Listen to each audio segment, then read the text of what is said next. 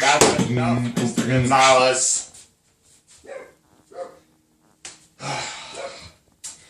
Good morning, class. Today we're going to learn about two sample z-tests and confidence intervals.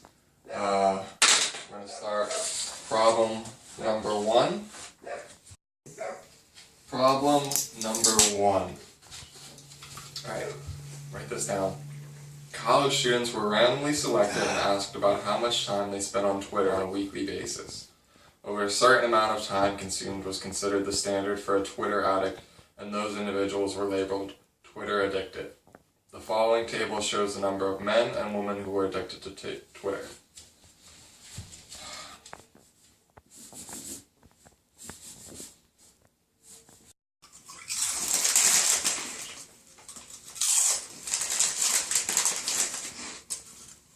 Our hypothesis is probability that a male is addicted to Twitter is equal to the probability that a female is addicted to Twitter. And our alternate hypothesis is that the probability that a male is addicted to Twitter is greater than the probability that a female is addicted to Twitter. Are you hearing this?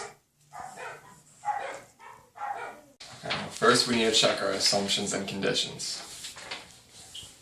So, first we'll assume that each individual is independent from every other individual in how much they use Twitter, which may or may not be true, but we're going to go with it for this one. Second, we have to make sure that the groups are independent of one another. And in this instance, I think it would be pretty safe to say that the number of hours that a male spends on Twitter doesn't have to do with the number of hours a female spends on Twitter. Alright, next we have some conditions. The 10% condition. 5,348 is less than 10% of all the males on Twitter, and it'd be pretty safe to say that 8,471 is less than 10% of all the females on Twitter. Next we have the randomization condition, and if you were taking proper notes, you'll know that the problem stated that the participants in the study were randomly selected. And next is the success-failure condition. So we're going to do n for a male times probability that a male is addicted to Twitter, n for males times the probability that he is not addicted to Twitter. Oops, sorry. And then we're going to do the same thing for females.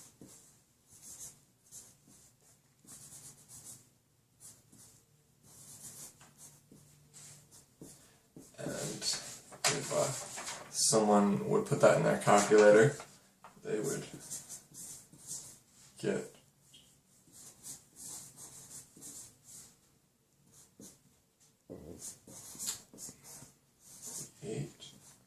6,782. And those are all much greater than 10. So since all assumptions and conditions are met, we can say that it's approximately normal and continue with the two sample z-test. Okay, well first we're going to get our p-fooled.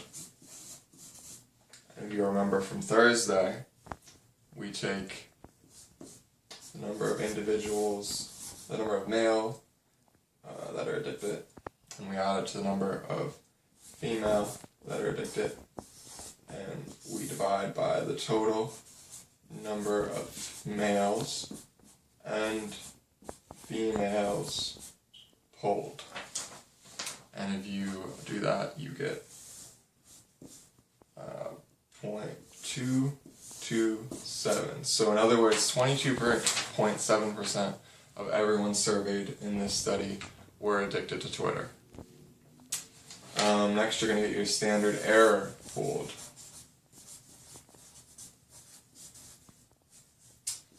And if you remember from Friday, you do P pooled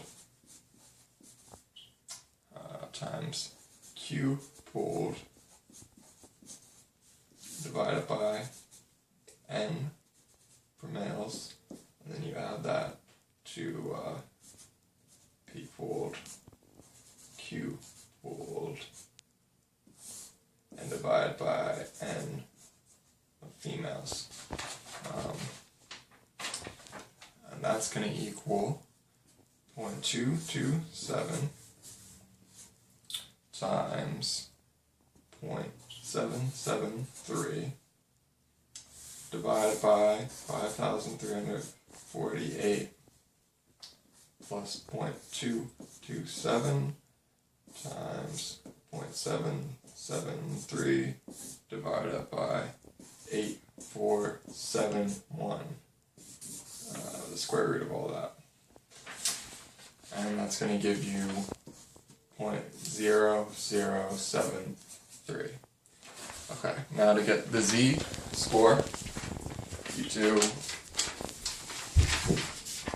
the probability for males minus the probability for females minus the expected difference divided by the pooled standard error. So what you get is you get 0.2593 minus 0.2064 minus 0 divided by the standard error 0.0073, and that gives you a Z score of 7.39, and that gives you a P value of 0.866 times 10 to the negative 14, which is about 0. So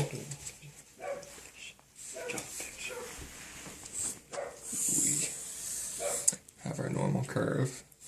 This would be 7.39 would probably be about down there. So it's really small. It's almost none of the data if this was in fact the knowledge drill. So with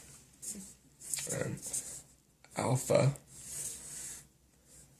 of 0.05 and a p value of 0, we would reject the null. And you always have to put it in context. So with a p-value of approximately 0, you would reject the null hypothesis that the incidence of males addicted to Twitter is equivalent to the incidence of females addicted to Twitter. Yo, this is stupid, essay. Well, why don't you come up here and do the confidence interval, Mr. Gonzalez? Fine, yo. Give me that.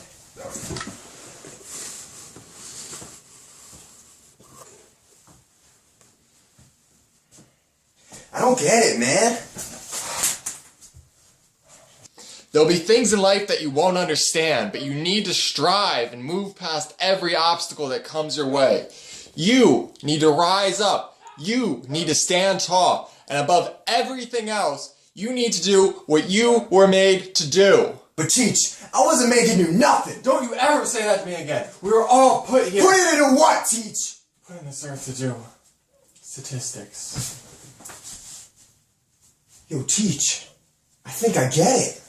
That's what I'm here for, kid. For the confidence interval, you got the same assumptions, you got the same conditions as the test, right?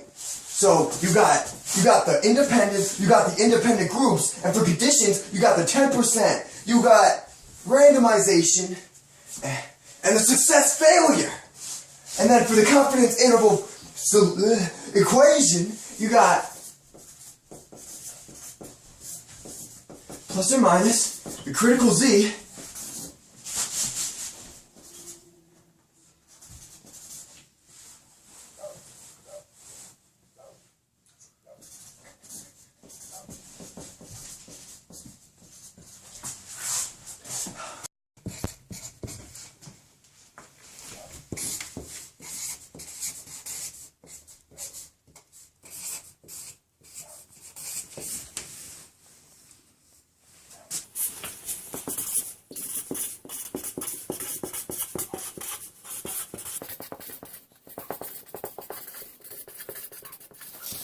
So teach, we are 95% confident that the proportion of males addicted to Twitter is between 0.039 and 0.069 higher than the proportion of females that are addicted to Twitter, right?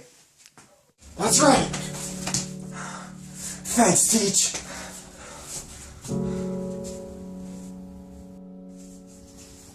You know what, Teach?